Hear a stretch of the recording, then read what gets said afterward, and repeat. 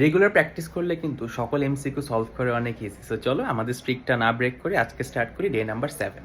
আজকে শিখবো বৃত্তে অন্তর্লিখিত চতুর্ভুজ। তার মানে বৃত্তের ভেতরে যদি একটা কোয়াড্রিল্যাটারাল ইনস্ক্রাইব থাকে বা অন্তর্লিখিত থাকে, তাহলে এর এই যে বিপরীত কোণগুলো আছে, মানে এই কোণটা বিপরীত কোণ এটা, এদের সমষ্টি 180 ডিগ্রি। আবার সিমিলারলি এই কোণের বিপরীত কোণ যেহেতু এই কোণটা, এদের সমষ্টি 180 ডিগ্রি। তো চলো আমরা এখন সলভ করা স্টার্ট করি।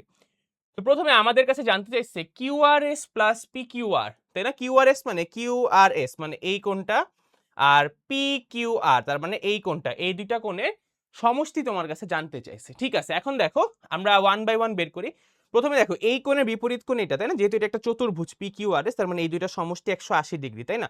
এখন আমরা দেখো এইটা কি কোণ ভাইয়া? এটা হচ্ছে কেন্দ্রস্থ কোণ, এটা হচ্ছে একই চাপের, ওই যে এই চাপের উপর দণ্ডায়মান, এটা হচ্ছে কেন্দ্রস্থ কোণ, এটা হচ্ছে বৃত্তস্থ কোণ।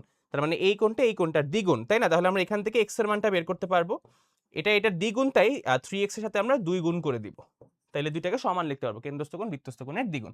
এখন এখান থেকে আমরা সলভ করি, এটা হবে কত? 3 দুগুণা 6x, তাহলে 6x থেকে 2x গেলে 4x, তাহলে 60 ইজ ইকুয়াল টু 4x, আর x এর ভ্যালু তাহলে পাচ্ছি আমরা 15।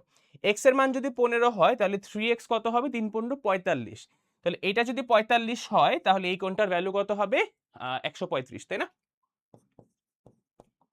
180 থেকে বাদ দিলাম আর কি।